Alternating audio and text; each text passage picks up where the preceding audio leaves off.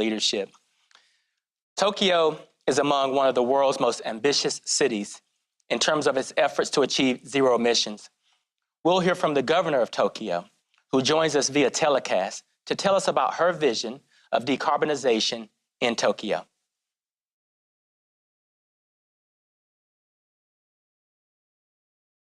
Participating in this session, Climate Action at All Levels.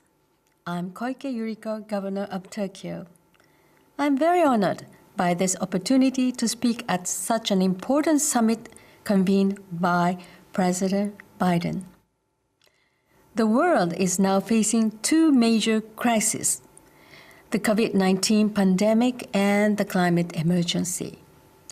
To address these challenges, we must share what knowledge we have and combine our strength. Notably, the actions taken by non-state actors who are on the front lines of this battle are extremely important. The Tokyo Metropolitan Government is advancing initiatives for a sustainable recovery from the COVID-19 crisis. To achieve the Paris Agreement's goal of limiting global temperature rise to 1.5 degrees Celsius, the actions we take during the decade to 2030 are critical.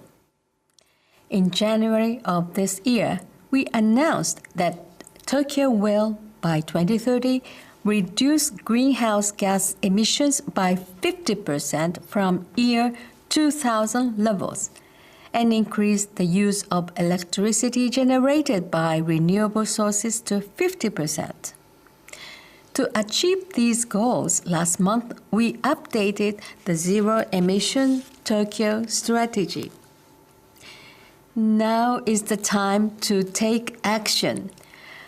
Under the rallying cry, "Time to act," I'm rolling out a global movement to address climate change. Allow me to introduce specific initiatives we are implementing to support these goals. A large portion of a city's carbon emissions originates from buildings. Achieving zero emissions from buildings is a common challenge and goal for the world's cities.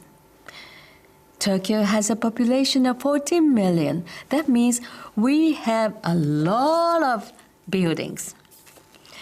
In 2010, we launched the world's first urban cap-and-trade program requiring CO2 reductions at existing buildings, including office buildings. In fiscal 2018, the covered facilities achieved reductions of as much as 27 compared to base year emissions. We are even providing New York City with this expertise.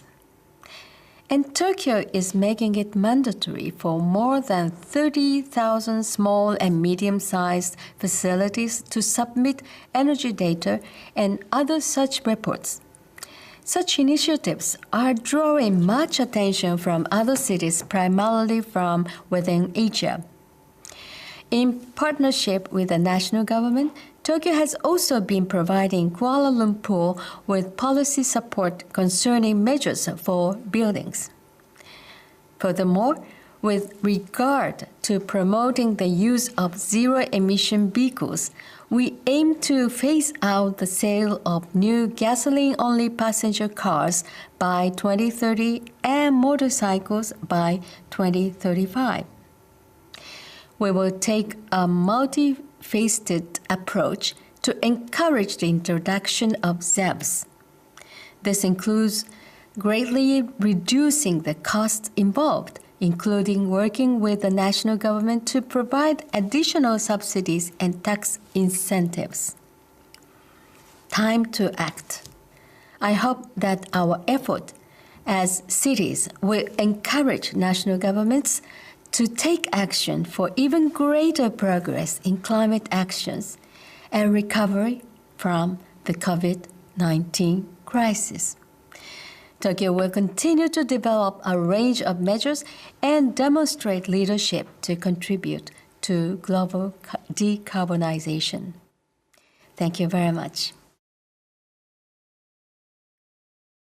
Well, I want to thank the governor for her words. She is correct. It is time to act. For our final question,